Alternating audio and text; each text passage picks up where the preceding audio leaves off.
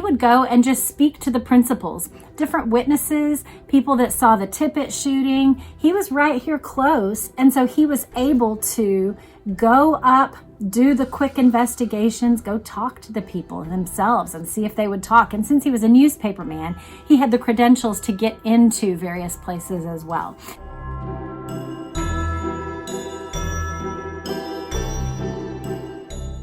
Hello and welcome back to my channel. If you're new, then I'm Jess Cannell, and I'd like to welcome you to my channel, and I'd also like to earn your subscription today. I have something a little different for us today, and I'm excited to read through it with you. I actually probed about this in the fall, just like, would you guys want to read articles even if I don't have the actual magazine for them?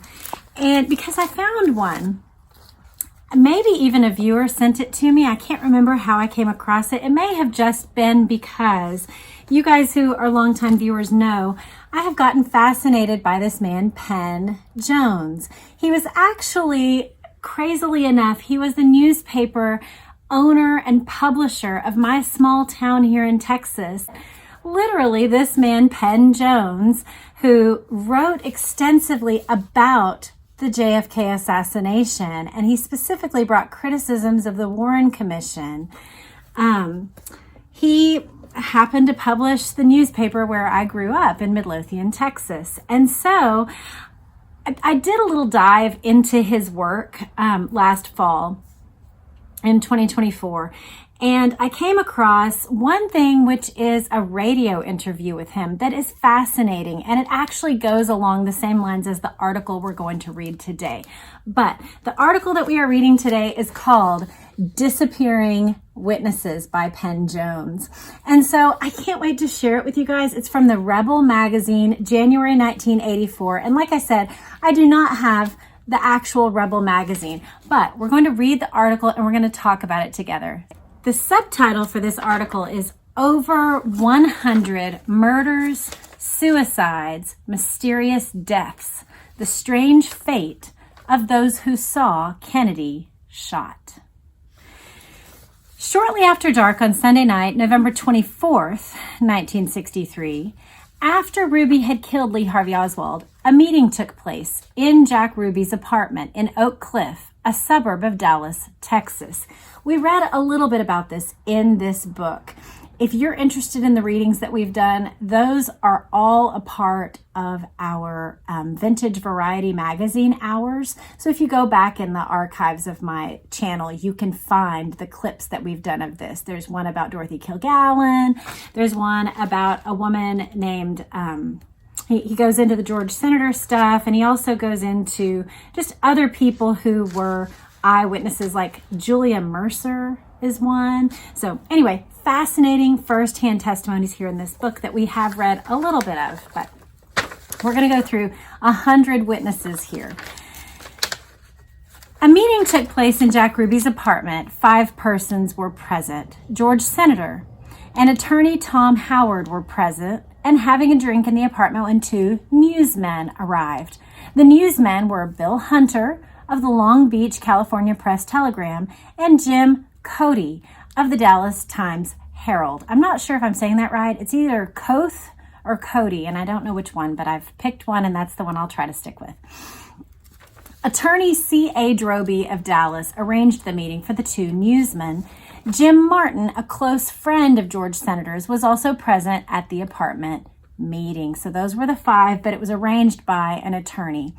This writer asked Martin, so he's saying he, Penn Jones, asked Martin if he thought it was unusual for Senator to forget the meeting while testifying in Washington on April 22nd, 1964, since Bill Hunter, who was a newsman present at the meeting, was shot to death that very night.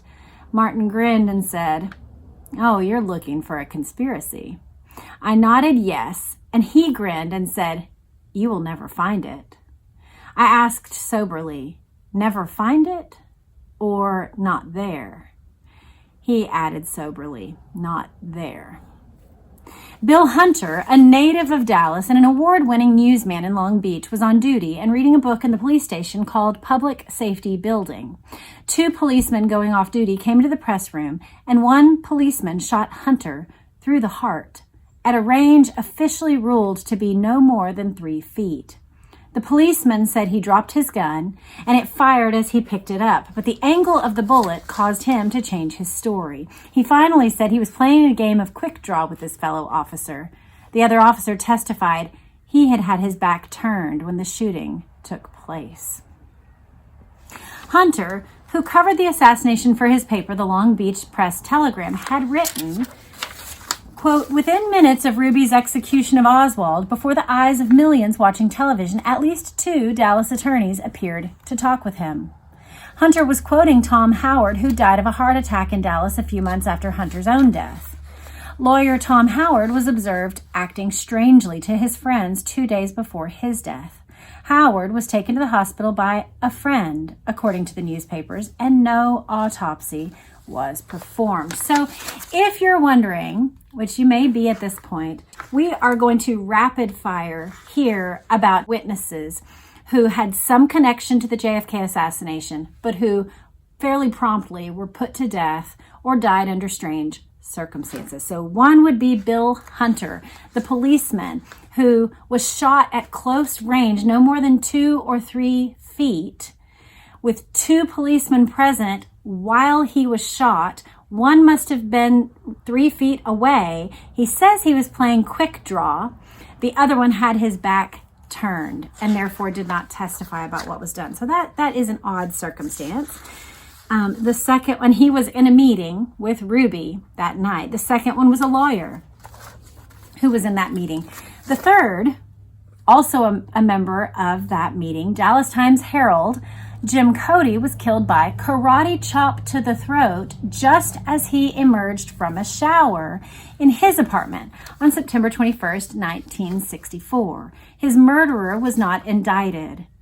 So what went on in that significant meeting in Ruby's and Senator's apartment? Few are left to tell. There was no one in authority who can ask the question since the Warren Commission has made its final report and the House Select Committee has closed its investigation. Dorothy Kilgallen was another reporter who died strangely and suddenly. He gives us a photo of her here. After her involvement in the Kennedy assassination. Miss Kilgallen is the only journalist who was granted a private interview with Jack Ruby after he killed Lee Harvey Oswald. Judge Joe B. Brown granted the interview during the course of the Ruby trial in Dallas to the intense anger of the hundreds of other news people present. Yes, Miss Kilgallen was singled out in this way. He writes, "We will not divulge exactly what Miss Kilgallen did to obtain the interview with Ruby, but Judge Brown bragged about the price paid." I had not heard this. And so one thing we need to know about Penn Jones is one of the reasons why he became a pivotal collector of data about the JFK assassination is that he literally lives just south. Now, I don't still live in Midlothian, but Midlothian is about 20 minutes south of Dallas. And so there's many instances. He talks about them in the radio interview that I just mentioned, where he would go and just speak to the principals, different witnesses, people that saw the Tippit shooting. He was right here close. And so he was able to go up, do the quick investigations, go talk to the people themselves and see if they would talk. And since he was a newspaper man, he had the credentials to get into various places as well.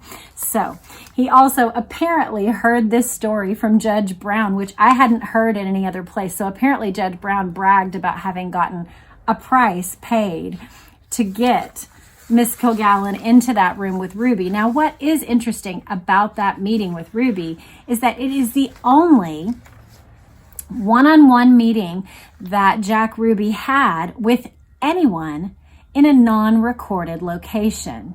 It was in Judge Brown's actual chambers, and so they knew it wouldn't be recorded by FBI, by jail recording equipment.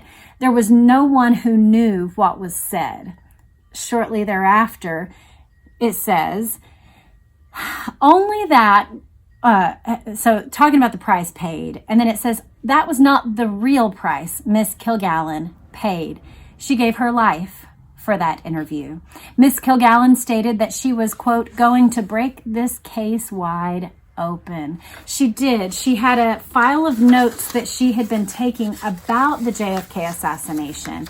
And one night on the TV show that she was a part of, she told one of her castmates that she had just discovered things. This was shortly after the Ruby interview, that she was going to break the case wide open. She died on November 8th, 1965. Her autopsy report took 8 days. She was 52 years old. And the circumstances around her death, y'all, are crazy. If you haven't looked into the Dorothy Kilgallen story, look into it. We may do a deep dive at some point. I even have a book that I would love to go through. It's just a matter of timing on the channel. It would be fun to do at least a few episodes about Dorothy Kilgallen because she is fascinating and her interest in the story is fascinating. Back to this article. 2 days later, Mrs. Earl T. Smith, a close friend of Miss Kilgallen's, died of undetermined causes. Tom Howard, who died of a heart attack, was a good friend of District Attorney Henry Wade, although they often opposed each other in court. Howard was close to Ruby and other fringes of the Dallas underworld. Like Ruby, Howard's life revolved around the police station, and it was not surprising when he and Ruby, toting his gun, showed up at the station on the evening of the assassination of President Kennedy. Yes, it's important to note that Ruby did show up, and he was a part of the veil of reporters that was there at the back of the room when Oswald was trotted out and spoke with reporters before he was assassinated by Jack Ruby. Jack Ruby was tracking him even in that moment and posing as a reporter. Howard was also there. He was in that group of reporters. It says Howard was shown into a meeting room to see a bewildered Ruby who had not asked for a lawyer for the next 2 days until Ruby's brother Earl soured on him and had Howard relieved. He was Jack Ruby's chief attorney and public spokesman. So this is someone who unwillingly, like he didn't sign up for it, he went in and for 2 days served as Ruby's attorney. Howard took to the publicity with alacrity, called a press conference, wheeled and dealed. He told newsmen that the case was a once-in-a-lifetime chance, and that speaking as a private citizen, he thought Ruby deserved a congressional medal. He also told the Houston Post that Ruby had been in the police station Friday night with a gun. Howard dickered with a national magazine for an Oswald murder story. He got hold of a picture showing the president's brains flying out of the car and tried to sell it to Life magazine. So this guy was totally a wheeler and dealer, wasn't he?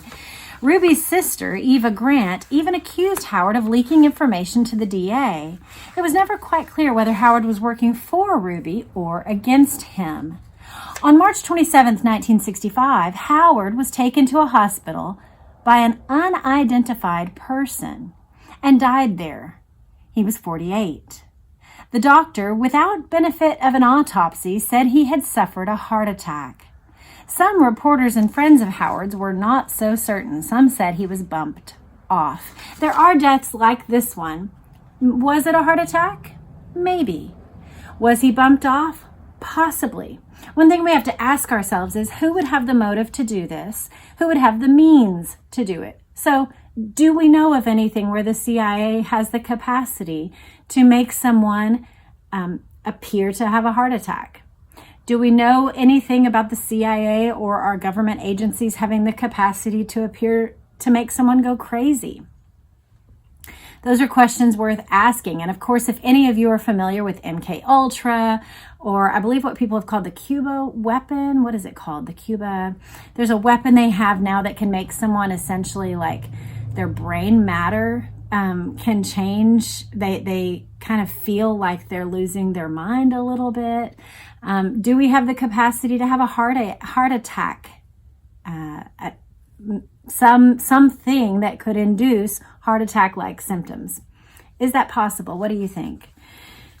You can add in the comments. I know many of you research the heck out of these things. And so if you have specifics about those sorts of weapons, that would be great. But of course, we all know about MK Ultra and what the U.S. government did do to our own citizens during these very years. So having someone go crazy or appear to act in erratic ways is not at all outside the bounds. I'm just not sure about the heart attack situation. And so some of the ones on this list, you may go, well, that one just sounds like a normal death. Could be. He's making a list of all the witnesses and how they disappeared. Let's move to the next one.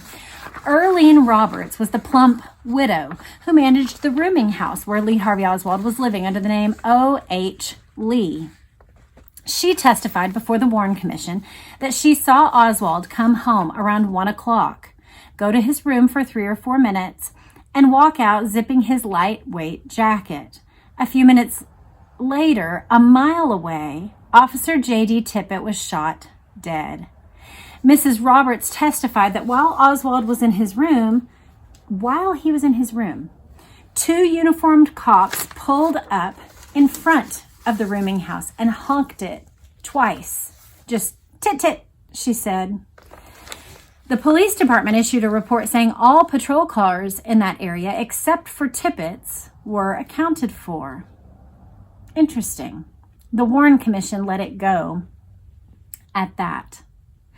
After testifying in Dallas in April 1964, Mrs. Robert was subjected to intensive police harassment. They visited her at all hours of the day and night. Earlene complained of being worried to death by the police.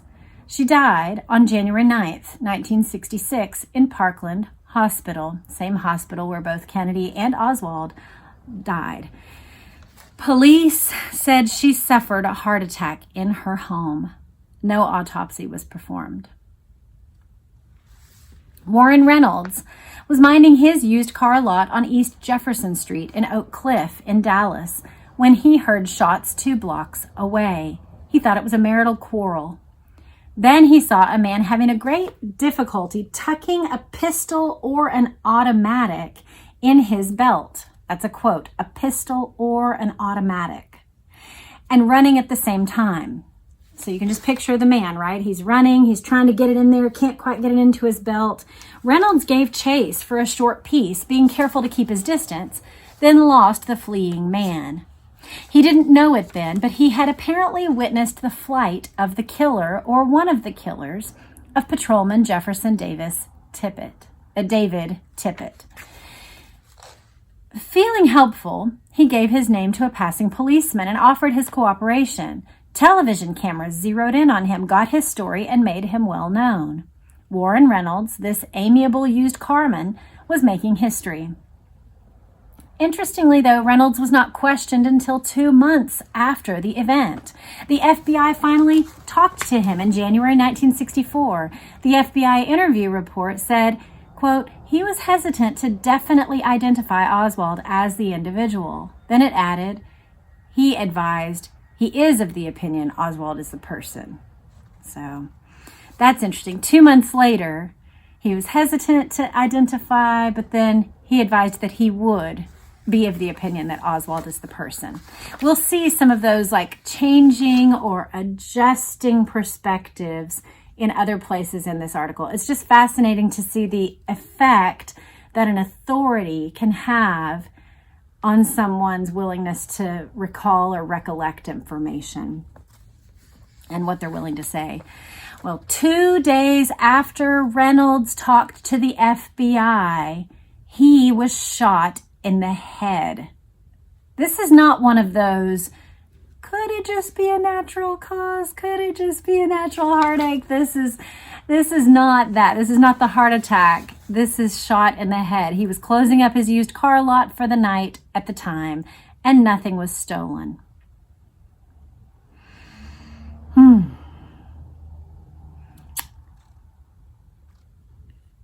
A young Hood was arrested for the murder attempt of Reynolds. Darrell Wayne Garner had called a relative bragging that he was the one who shot Reynolds. However, Garner had an alibi. Nancy Jane Mooney, this is another bolded name, alias Betty McDonald, who said Garner was in bed with her at the time he was supposedly shooting Reynolds. So she says, he wasn't there. He was in bed with me. Nancy Jane had worked at Jack Ruby's Carousel Club. So Garner was freed. So she testified. Garner's in jail for this, or picked up, for this thing. She testifies, no, he was with me. I know for sure he didn't do it. He was with me in bed. He's released. Nancy Jane was picked up a week later for fighting with a girlfriend. She was arrested for disturbing the peace, but the girlfriend was not arrested. Within hours after her arrest, she was dead. Police reports said she hanged herself with her Toreador pants. So they found her hanged to death with the pants she had been wearing after she had served as an alibi witness for someone who claimed to have taken out Reynolds.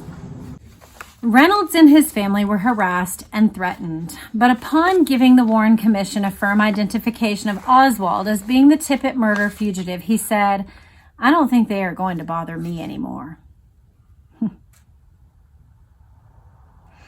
Hank Killum was a house painter who lived at Mrs. A.C. Johnson's rooming house at the same time Lee Harvey Oswald lived there. His wife, Wanda, once pushed cigarettes and drinks at Jack Ruby's club. Hank is who we're talking about. Hank was a big man, over 6 feet and weighing over 200 pounds. After the assassination, federal agents visited him repeatedly, causing him to lose one job after another. Killum was absorbed by the assassination, even obsessed. Hours after the event, he came home, quote, white as a sheet. Wanda said he stayed up all night watching the television accounts of the assassination. Later, he bought all the papers and clipped all the stories about Kennedy's death. Before Christmas, Killum left for Florida. Wanda confessed where he was, and federal agents began hounding him in Tampa, Florida, where he was working selling cars at his brother-in-law's car lot. He lost his job. Killum wrote Wanda that he would be sending for her soon. I mean, why? She's the one who ratted you out. She couldn't even keep her mouth shut. He must have really loved her. He received a phone call on St. Patrick's Day, and he left the house immediately. He was found later on a sidewalk in front of a broken window. His jugular vein was cut. He bled to death en route to the hospital. Again, that is no coincidence. And interestingly, there are some of these things where it's sort of like a mafia hit, where like, because you're going to talk, we're going to slice right here. There is no mention of Killum by the Warren Commission. A number of FBI documents on Killum related to the assassination were withheld, along with the documents prepared by the CIA. What is clear is that somebody, all caps, considered Hank Killum a very important guy. William Whaley was known as the Oswald cabbie. He was one of the few who had the opportunity to talk alone with the accused killer of President Kennedy. He testified that Oswald hailed him at the Dallas Greyhound bus station. Whaley said he drove Oswald to the intersection of Beckley and Netchess, half a block from the rooming house, and collected $1. Later, he identified Oswald as his fare in a questionable police lineup. Whaley was killed in a head-on collision on a bridge over the Trinity River, December 18th, 1965. His passenger was critically injured. The 83-year-old driver of the other car was also killed. This is one of those, to me, that could be, random. Who knows what happened with the 83-year-old. Whaley had, however, been with the City Transportation Company since 1936 and had a perfect driving record. He was the first Dallas cabbie to be killed on duty since 1937. So he had been on the job for almost 30 years.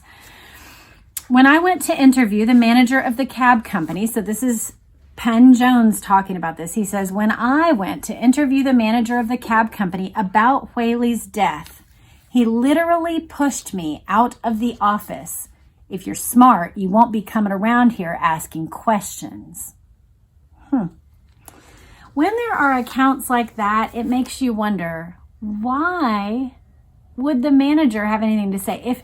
If there was no there, let's go there in our brains. There's zero concerns about anything. It was just an accident. 83-year-old hits a head-on collision. Sad.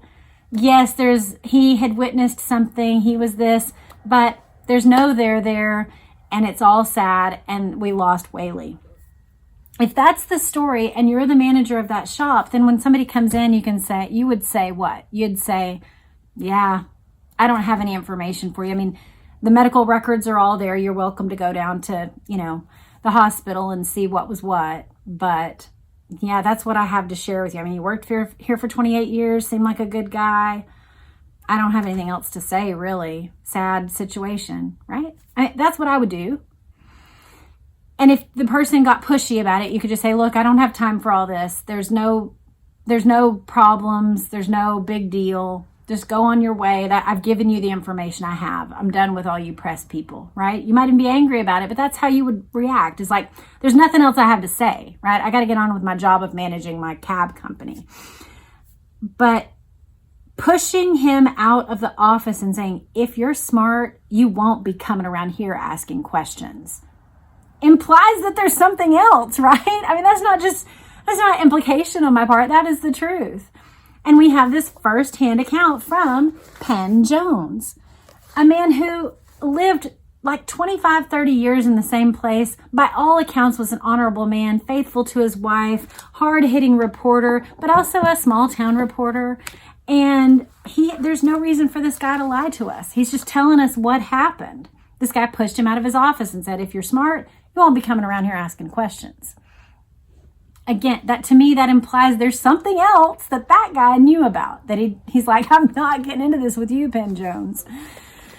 Another bolded name, Domingo Benavides, an auto mechanic, was a witness to the murder of Officer Tippit. Benavides testified that he got, quote, a really good view of the slayer, end quote.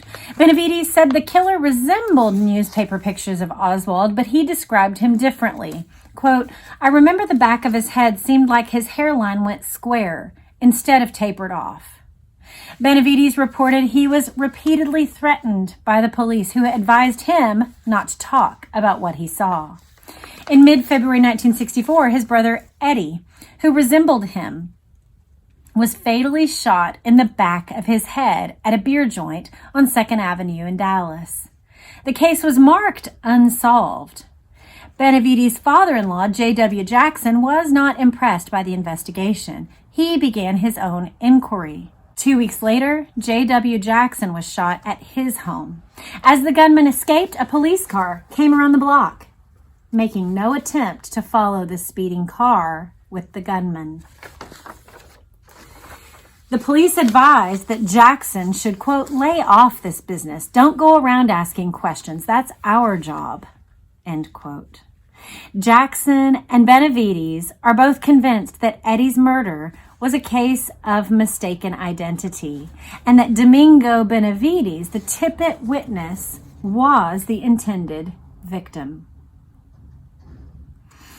Lee Bower's testimony is perhaps as explosive as any recorded by the Warren Commission. He was one of 65 witnesses who saw the president's assassination. So he saw it. And he thought shots were fired from the area of the grassy knoll. The knoll, it points out, is west of the Texas School Book Depository Building, parenthetically. But more than that, he was in a unique position to observe some pretty strange behavior in the knoll area before and during the assassination.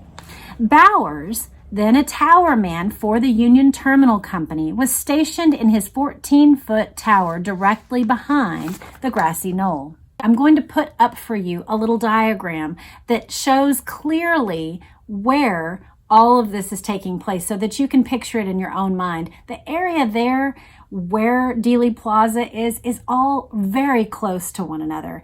And the tower, I actually went and walked this area in November, or I guess October. My husband took me for my birthday to go see the 6th floor museum. And we went and walked around the building that it's talking about, the tower. It's about a 2.5-story building where if you were up in it, you would have a vantage point of not only the grassy knoll, but you can see all of the surrounding train tracks. You're right there by the depository building, and you'd be able to see some of what was going on there on Elm Street that day. It goes on. Bowers, then a towerman for the Union Terminal Company, was stationed in his 14-foot tower directly behind the grassy knoll. He faced the scene of the assassination. He could see the railroad overpass to his right. Directly in front of him was a parking lot and a wooden stockade fence and a row of trees running along the top of the grassy knoll. The knoll sloped down to the spot on Elm Street where the president was killed. Police had cut off traffic into the parking lot, Bowers said, so that anyone moving around could actually be observed. So you couldn't get in or out by the time he's watching. Bowers made 2 significant observations which he revealed to the Warren Commission. First, he saw 3 unfamiliar cars slowly cruising around the parking area in the 35 minutes before the assassination. The first 2 left after a few minutes. The driver of the second car appeared to be talking into a mic or telephone, he says. That's a quote. Quote, he was holding something up to his mouth with one hand, and he was driving with the other. Think about how weird that would have been in 1963. We're not talking about now where everybody's on their smartphones, everybody's got it mounted. It wasn't happening in 1963, so it was noteworthy. He says he appeared to be talking into a micro telephone, driving with his other hand. A third car with out-of-state license plates and mud up to the windows probed all around the parking area. Bowers last remembered seeing it about 8 minutes before the shooting, pausing, quote, just above the assassination site, end quote. Bowers also observed 2 unfamiliar men standing on top of the knoll at the edge of the parking lot within 10 or 15 feet of each other.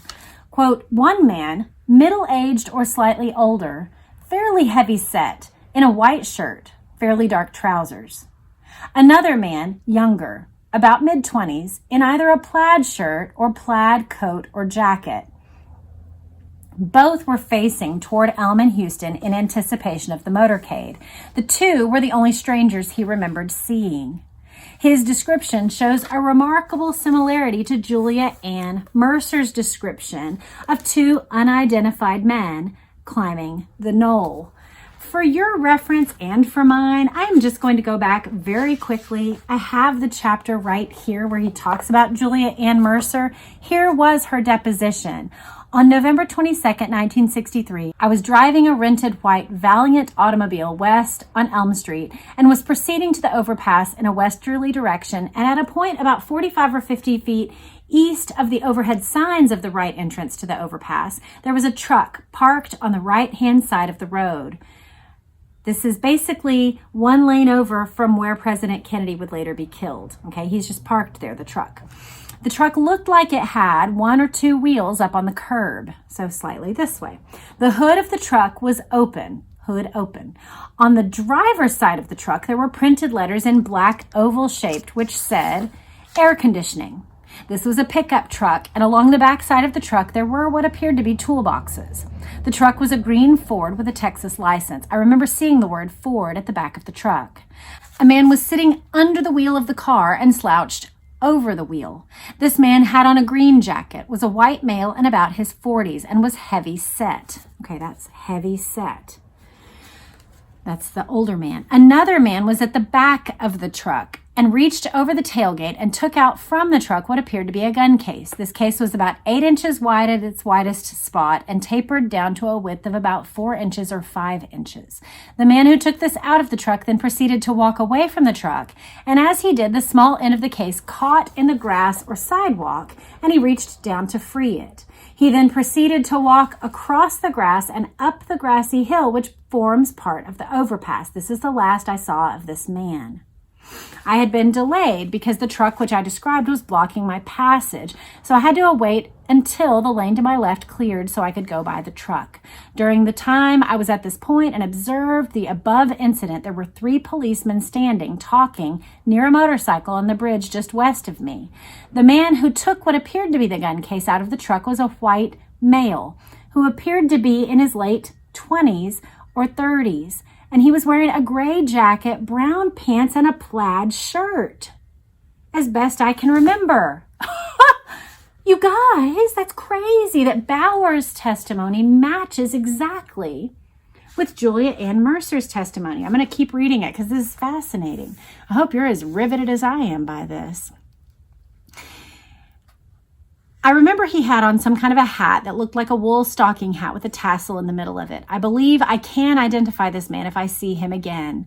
The man who remained in the truck had light brown hair, and I believe I could identify him also if I were to see him again. Signed, Julia Ann Mercer. Okay, so that was her testimony. So when he says his description shows a remarkable similarity to Julia Ann Mercer's description of 2 unidentified men climbing the knoll, that is amazing. This was just before, a couple of hours before, what Bowers observed. Very fascinating. When the shots rang out, Bowers' attention was drawn to the area where he had seen the 2 men. He could still make out the one in the white shirt. The darker dressed man was too hard to distinguish from the trees. Bowers observed some commotion at that spot, something out of the ordinary. He's giving a quote now, a sort of milling around which attracted my eye for some reason which I could not identify. At that moment, a motorcycle policeman left the presidential motorcade and roared up the grassy knoll straight to where the 2 mysterious gentlemen were standing. Later, Bowers testified that the commotion that caught his eye may have been a flash of light or smoke. So that's Lee Bowers' testimony of what he observed all before, during, and after the moments of the assassination, all having to do with the grassy knoll. On the morning of August 9th, 1966, Lee Bowers, vice president of a construction firm, was driving south of Dallas on business. So now he's no longer with the railroad. Now he's at a construction firm. This is about 3 years after the assassination. He's driving south of Dallas on business. He was 2 miles south of Midlothian, Texas, which is where I grew up. It's where Penn Jones was the newspaper man, and it's where this accident happened. Listen, his brand new company car veered from the road and hit a bridge abutment. A farmer who saw it said the car was going about 50 miles an hour, a slow speed for that road. Bowers died in a Dallas hospital. He was 41. There was no autopsy, and he was cremated. So that could be, you could go, well, maybe he just, something shocked him. He was distracted. He accidentally veered off the road, hit this, and dies. Listen to this, though. And y'all, I have to tell you, this is kind of crazy. I knew that I had this connection, but I couldn't remember which person it was associated with. I just knew that my childhood doctor actually has a connection to this situation, and it's right now. This was my childhood doctor who, did my physical every year, gave me a prescription for poison ivy, like Dr. Bull in Midlothian. A doctor from Midlothian and he's identified him in other places. So I know this is Dr. Bull. He doesn't mention the name in this, but this is my childhood doctor, Dr. Bull. A doctor from Midlothian who rode to Dallas in the ambulance with Bowers noticed something peculiar about the victim. Quote, he was in some strange sort of shock, the doctor said. A different kind of shock than an accident victim experiences. I can't explain it. I've never seen anything like it, end quote. Now, interestingly about this, I've actually read other accounts that give a more intense description. But Dr. Bull had worked in emergency settings. He was not an unseasoned doctor. He's identifying something, just put yourself in that mind. He knows what accident victims act like. He knows how they behave and how erratic you can be after an accident. I've experienced that. You probably have if you've been in a car accident where your brain isn't functioning the same. You're way in fight or flight. Your brain is doing all sorts of weird things. Your body may be, not experiencing pain that later you can feel, all kinds of things. But he says he was in a strange sort of shock, a different kind of shock that an accident victim experiences. I can't explain it. I've never seen anything like it.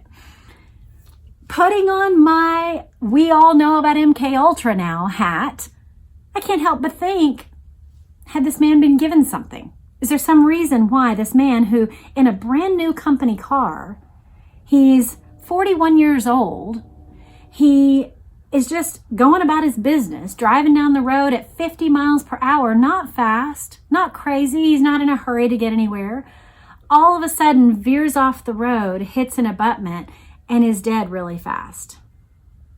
I don't know. It is possible. It's possible this is just a normal car accident, something happened, he had a medical, whatever.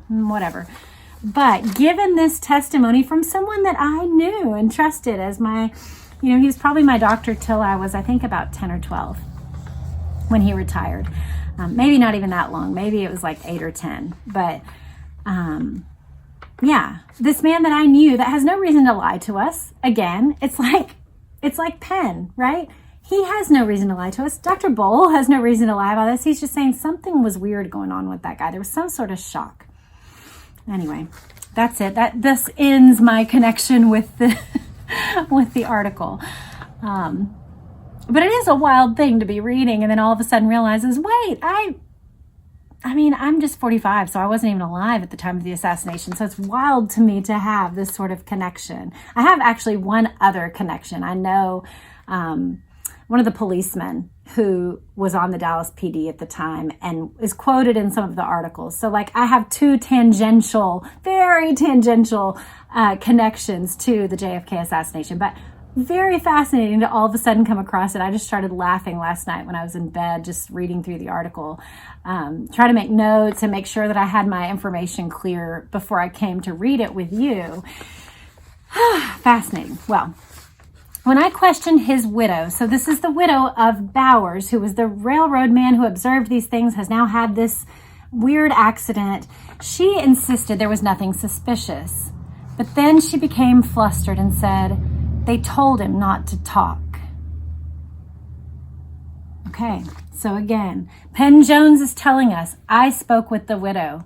Here's what she said. She said, they told him not to talk. We've also already heard, right? The police advised him not to talk. And we heard another situation. Don't go around asking questions. So we've heard that there is the silencing, right? And then even if you were smart, you'd stop asking. You won't be coming around here asking questions, right? So there's all sorts of shadowy figures. There's a they who's giving this advice, and they told him not to talk. Another bolded name, Harold Russell, was with Warren Reynolds when the Tippit shooting took place. Both men saw the Tippit killer escaped.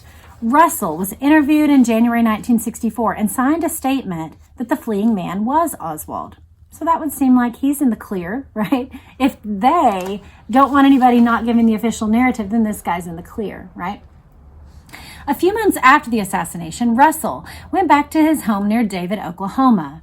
In July of 1965, Russell went to a party with a female friend. He seemingly went out of his mind at the party and started telling everyone he was going to be killed. He begged friends to hide him.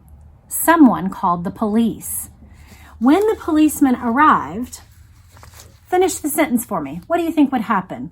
They questioned him. He seemed erratic. They took him in for, to cool off in the jail cell, right? Or they sorted it out like a domestic violence arrangement, separated him from the party, and he went back to the hotel room, right? Those are some of the actions that a reasonable policeman would take in this situation. Listen to how the sentence actually ends.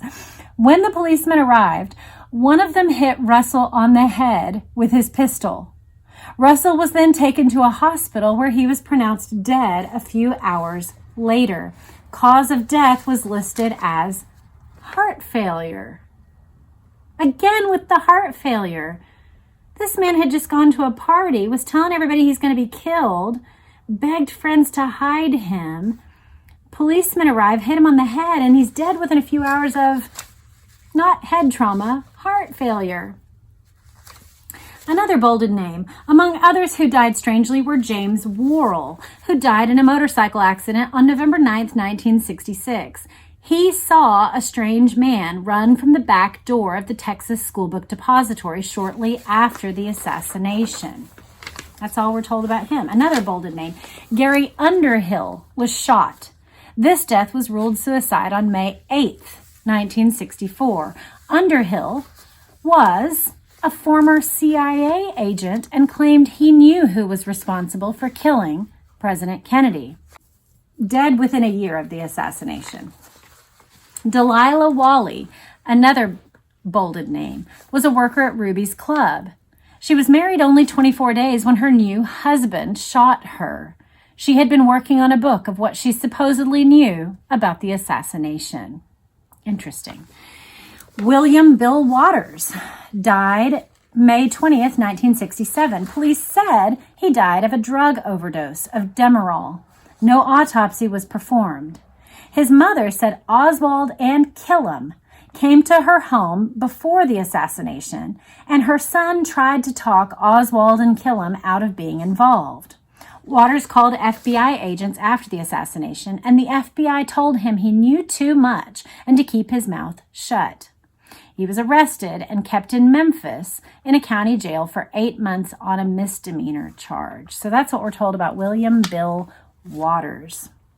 Another bolded name, Albert Guy Bogard, an automobile salesman who worked for downtown Lincoln Mercury, showed a new Mercury to a man using the name Lee Oswald. Shortly after Bogard gave his testimony to a commission attorney in Dallas, he was badly beaten and had to be hospitalized. Upon his release, he was fearful for his safety. Bogard was from Hallsville, Louisiana. He was found dead in his car at the Hallsville Cemetery on St. Valentine's Day in 1966. A rubber hose was attached to the exhaust and the other end extending into the car. The ruling was suicide. He was just 41 years old. Jack Ruby died of cancer. He was taken into the hospital with pneumonia. 28 days later, he was dead from cancer. And now we know actually, so not only cancer, but now we know that Dr. Jolly West, who was the CIA's doctor of MK Ultra fame, has ties to all sorts of terrible incidents in American history, and probably we know only a fraction of what he was responsible for. But he visited Jack Ruby, the CIA guy with MK Ultra, all that. Jack Ruby was talking normal, everything's, he's an odd, quirky guy, but he's talking. Dr. West visits him, and then he basically goes crazy. And he has like what they call psychotic breaks and all sorts of mental problems. From this point forward, then he gets cancer and dies in jail. Also note that the Warren Commission had no real interest in talking to this man. They went and tried to talk to him a little in Dallas. He said, I could talk to you more if I was in a protected place in D.C. They did not move him. They did not follow up on his questions. If you want to watch, there is some readings, I believe, and I don't remember if there's a video. There is a video of him talking about why he's scared. And he says people in very powerful positions. He's asked that, and then he affirms, yes, there's people in powerful positions and I'm scared. But if you'll take me to DC, I could answer your questions more fully. They don't. He has this Jolly West visit, psychotic break, and then cancer and dead very fast. David Ferry of New Orleans, before he could be brought to trial for his involvement in the Kennedy assassination, died of a brain hemorrhage. Just what caused his brain hemorrhage has not been established. Ferry was to testify in the famous Jim Garrison trial, but death prevented him.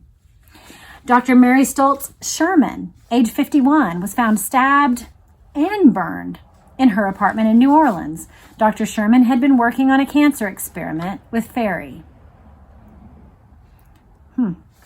Another Ferry associate, Eladio Serafine de Valle, 43, died on the same day as Ferry. His skull was split open. He was then shot. Boy, they're doing double duty on some of these, aren't they? She's stabbed, then she's burned. Ferry's associate Devalier is skull split open, then shot. Devalier had used Ferry as a pilot. Devalier had been identifying some men in a photo taken in New Orleans for Jim Garrison. One of the men in the photo was Lee Harvey Oswald. There's good reason to believe he was down at Lake Pontchartrain, apparently training people in advance of entrances into Cuba, military organization activities. So how much was he involved with military still? How much was he involved with paramilitary things? How much was he involved with CIA? There's good reason to believe he was involved in some of that right up until the time of the assassination. Paul Dyer of the New Orleans police force died of cancer. He was the first police officer to interview Ferry. Martin got sick on the job and died a month later of cancer. He had just interviewed David Ferry. Lots of things here involving odd cancers all of a sudden, like a swirl of cancer. Ruby, Ferry, Dr. Sherman, who had been working on a cancer experiment, and then Paul Dyer. Makes you wonder. News reporters were not exempt either. 2 lady reporters died strangely. Lisa Howard supposedly committed suicide. She knew about a great deal about the understanding which was in the making after the Bay of Pigs between President Kennedy and the Cubans. Marguerite Higgins bluntly accused the American authorities of the November 2nd, 1963 killing of Premier Diem and his brother New. A few months after her accusations, she died in a landmine explosion in Vietnam. So she knew about political goings-on. She died actually 20 days before President Kennedy. On Saturday, November 23rd, 1963, Jack Zangetti, the manager of a 150,000 modular motel complex near Lake Lugert, Oklahoma, remarked to some friends that, quote, 3 other men, not Oswald, killed the president. He also stated that, quote, a man named Ruby will kill Oswald tomorrow, and in a few days a member of the Frank Sinatra family will be kidnapped just to take some of the attention away from the assassination. Interesting. You know, one of the things that if you watch Chase Hughes, which if you don't, you want to go watch his most recent couple of videos about PSYOPs. Psychological operations, I guess, is the long version of that. But PSYOPs are designed to deal with the masses in a way that gives their brains either a narrative on which to latch about a particular event or a distraction from a particular event. And he noted in a recent video the way that you start to see celebrity news all of a sudden come up when something significant has happened in global or world events, global or national events. For example, one that stands out very clear to me is how all of the news coverage for like months had been focused on the Ghislaine Maxwell account and how all of a sudden she's arrested, we're going to get information, there's going to be a list, maybe she'll talk, and all of a sudden Johnny Depp and Amber Heard just take over the news coverage at that same exact time. That was one that sticks out in my mind. I bet you, if you start watching, could identify the same thing, where there is some sort of massive event that we should be paying attention to, and all of a sudden aliens, all of a sudden some other big thing that they want us to focus on. And knowing what we know about Project Mockingbird, if you don't know about it, go look that up. But knowing what we know, they've been seeking to control airwaves for a very long time through messaging, through which stories are prioritized, through perspective on a story. So this does not surprise me that this person would remark. So now it does surprise me that he would know. I'd be interested to know his connections, because the day after the assassination, he said, Jack Zangetti said, but it sounds like he's just the manager of a motel complex. How does he know these things? 3 other men, not Oswald, killed the president. A man named Ruby will kill Oswald tomorrow. And in a few days, a member of the Frank Sinatra family will be kidnapped just to take some of the attention away from the assassination. 2 weeks later, Jake Zanchetti was found floating in Lake Lugert with bullet holes in his chest. It appeared to witnesses he had been in the water for 1 to 2 weeks. Lou Staples, a radio announcer who was doing a good many of his radio shows on the Kennedy assassination, lost his life sometime on Friday night, May 13th, 1977. This was near Yukon, Oklahoma. He had been having radio shows on the assassination since 1973, and the response to his programs was overwhelming. Lou's death was termed a suicide, but the bullet ending his life entered behind his right temple, and Lou was left-handed. He joined Gary Underhill, William Pitzer, and Joe Cooper, whose, quote, suicides, end quote, were all done with the wrong hand. Lou had been stating that he wanted to purchase some property to build a home. He was lured out to a wheat field and his life ended there. I have been to the spot where Lou died.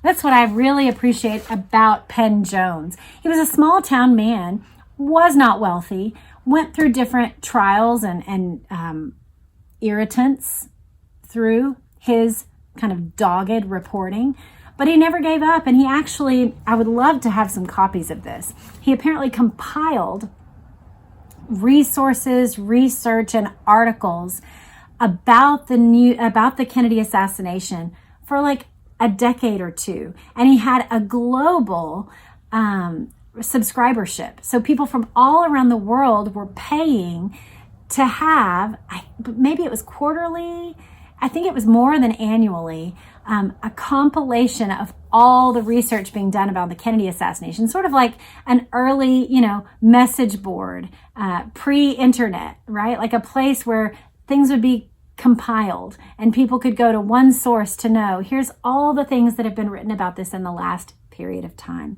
So fascinating man. And I love that he was committed enough to go to the spot where Lou died and just observe. He was an observer. He was an honest newspaper reporter, and it's inspiring to me. Karen Kupcinet, daughter of Irv Kupcinet, was trying to make a long-distance call from Los Angeles. According to reports, the operator heard Miss Kupcinet scream into the phone that President Kennedy was going to be killed. 2 days after the assassination, she was found murdered in her apartment. The case is unresolved. She was 23. Again, I'd love to know her connections. Who was she connected with that she would have that information 2 days before the assassination? This is another one. I've thought about this lady. There's a book about her, actually. Her name is Rose Cherami. She was 40, and she was an employee of Jack Ruby's club. She was riding with 2 men on a return trip from Florida carrying a load of narcotics. She was thrown from the car when an argument began between her and one of the men. She was hospitalized for injuries and drug withdrawal. She told authorities that President Kennedy was going to be killed in Dallas. After her release from the hospital, she was a victim of a hit-and-run accident on September 4th, 1965, near Big Sandy, Texas.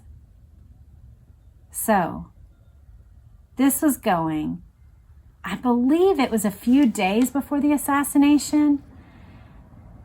She was thrown from the car, told authorities when they picked her up that President Kennedy was going to be killed in Dallas. Because she was perceived as a low-class woman and potentially on drugs, they didn't listen to any of the rantings. And it wasn't until after the assassination that I believe one of the police officers went back and was trying to refresh his memory, like, wait a second, a lady was talking about this very thing. Fascinating. I want to learn more about her too. Robert L. Perrin was a gun runner for Jack Ruby. His wife, Nancy, testified before the Warren Commission that Robert took a dose of arsenic in August 1962. Okay, that's just a connection with Jack Ruby. Guy Bannister was a private detective who was closely involved in the Jim Garrison trial. Guy and his partner Hugh Ward died within a 10-day period as the Warren Commission was closing its hearings. Guy supposedly died of a heart attack, but witnesses said he had a bullet hole in his body. The next one may be a familiar name. George DeMohrenschildt was another man who was to give testimony to the Warren Commission but never made it. Interestingly, DeMohrenschildt, in his younger days, knew Jackie Kennedy. She called him Uncle George. He apparently was one of the men who sort of pseudo-courted her mother, is my understanding. I'm not sure. She called him Uncle George, sat on his lap. That's how crazy. He is also the one who introduced Lee Harvey and Marina Oswald to Michael and Ruth Payne at a party at his home in February 1963. DeMohrenschildt, in his final days, became suspicious of everyone around him, even his wife, and he was nearing a nervous breakdown, of some people thought. He died of gunshot wounds. The verdict was suicide, but DeMohrenschildt was a member of the White Russian Society and very wealthy. He visited Lee Harvey Oswald and Marina Oswald when they lived on Neely Street. Marina visited the DeMohrenschildts when she and Lee Harvey Oswald were having some of their disagreements. He also, interestingly, wrote a letter to his friend, George H.W. Bush, right before he died. He wrote him a note asking for his help before the Warren Commission. George Bush's remark to him, you can go and look it up, he wrote him a letter that said, "I'm sorry, my old friend, I can't help." Supposedly that day is the day that DeMohrenschildt took his own life. I'll remind you, if you don't know, that former President Bush, this would be the senior Bush, the one who passed away a year or two ago, maybe 3 years ago now, that he was the head of the CIA, but also that there's valid reporting that suggests that through potentially the 50s, 60s, and 70s, that he was a CIA asset as well. Cliff Carter, LBJ's aide, who rode in the vice president's follow-up car in the motorcade in Dealey Plaza, where President Kennedy was gunned down, was LBJ's top aide during his first administration. Carter died of mysterious circumstances. He died of pneumonia when no penicillin could be located in Washington, D.C. in September 1971. This was supposedly the cause of death. Yeah, that's weird. Buddy Walters, deputy sheriff, was at the kill site of President Kennedy. He picked up a bullet in a hunk of brain matter blown from the president's head. Walters never produced the bullet for evidence. Walters was also at the Texas Theater when Oswald was arrested. In a January 10, 1969 shooting, Walters was shot through the heart. In a shootout, Walters and his companion, Deputy Alvin Maddox, were fired upon by an escaped prisoner. They were trying to capture him when Walters was shot through the heart. His widow received $10,000 for her husband dying in the line of duty. Clay Shaw, aged 60, died 5 years after he was charged by Jim Garrison for his involvement in the Kennedy assassination. Some reports have it that he had been ill for months after surgery for removing a blood clot. Other newspapers' reports of his death stated he had cancer. It was revealed that Shaw was a paid contact for the CIA. A neighbor reported that an ambulance was seen pulling up to the Shaw home. Then a body was carried in and an empty stretcher brought out. A few hours later, Shaw was reportedly found dead in his home. Then he was given a quick embalming before a coroner could be notified. It was then impossible to determine the cause of death. Boy, that's suspicious, the neighbor seeing that. A body carried in, an empty stretcher brought out. On May 15, 1975, Roger Dean Craig died of a massive gunshot wound to the chest. Supposedly, it was his second try at suicide and was a success. Craig was a witness to the slaughter of President Kennedy. Only Craig's story was different from the one the police told. Craig testified in the Jim Garrison trial. Before this, Craig had lost his job with the Dallas Police Department. In 1961, he was Man of the Year. Because he would not change his story of the assassination, he was harassed and threatened, stabbed, shot at, and his wife left him. Craig wrote 2 manuscripts of what he witnessed. They are called, quote, "When They Kill a President," and, quote, "The Patient is Dying." Craig's father was out mowing the lawn when Craig supposedly shot himself. Considering the hardships, Craig very well could have committed suicide, but no one will ever know. John M. Crawford, 46, died in a mysterious plane crash near Huntsville, Texas on April 15, 1969. It appeared from witnesses that Crawford had left in a rush. Crawford was a homosexual and a close friend of Jack Ruby's. Ruby supposedly carried Crawford's phone number in his pocket at all times, so close to Jack Ruby. Crawford was also a friend of Buell Wesley Frazier, who was the neighbor that took Lee Harvey Oswald to work on that fatal morning of November 22, 1963. Hale Boggs was the only member of the Warren Commission who disagreed with the conclusions. Hale Boggs did not follow Earl Warren and his disciples. He totally disagreed. Hale Boggs was in a plane crash lost over frozen Alaska. That one seems real kooky. Nicholas J. Chetta, M.D., age 50. He was the Orleans Parish coroner since 1950. Died at Mercy Hospital on May 25, 1968. Newspaper reports were sketchy. It was said he suffered a heart attack. Dr. Chetta was the coroner who served at the death of David Ferry. He was also the key witness regarding Perry Russo against Clay Shaw. Shaw's attorney went into federal court only after Dr. Chetta was dead, and now he wraps up the article with these. Dr. Martin Luther King was murdered, then his assassin not captured until over a year later. Dr. King was the only hope this country had for bringing about equality. The death of Robert Kennedy, only shortly after Dr. King's death on June 5, 1968, was a brazen act which gave notice to this entire nation. It became imperative when Senator Kennedy became a threat as a presidential candidate that he had to be killed. Interestingly, he gives us a little paragraph of information about RFK's assassination. Listen to this. There is evidence that two persons, a man and a woman, were with the accused killer, but authorities have found no trace of them. Coroner Dr. Thomas Noguchi told the grand jury the powder burns indicated the murder gun was fired not more than 2 or 3 inches from Kennedy's right ear. Witnesses testified that Sirhan was never closer than 4 or 5 feet to the senator.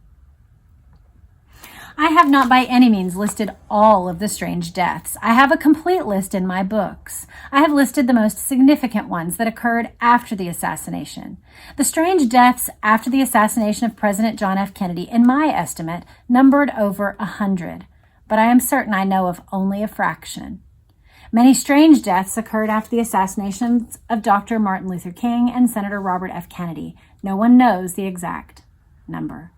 That is the end of the article. We do have a little summary of Penn Jones. It says, Penn Jones Jr. resides in Waxahachie, Texas, publishes a monthly newsletter, so monthly, on the assassination of JFK, Robert Kennedy, and Martin Luther King, and is the author of numerous books on the subject. So that is the article of Disappearing Witnesses, over 100 murders, suicides, mysterious deaths, the strange fate of those who saw Kennedy shot. So let me know in the comments what you think. I thought this was worth our attention. I'm so glad we've gone through it together.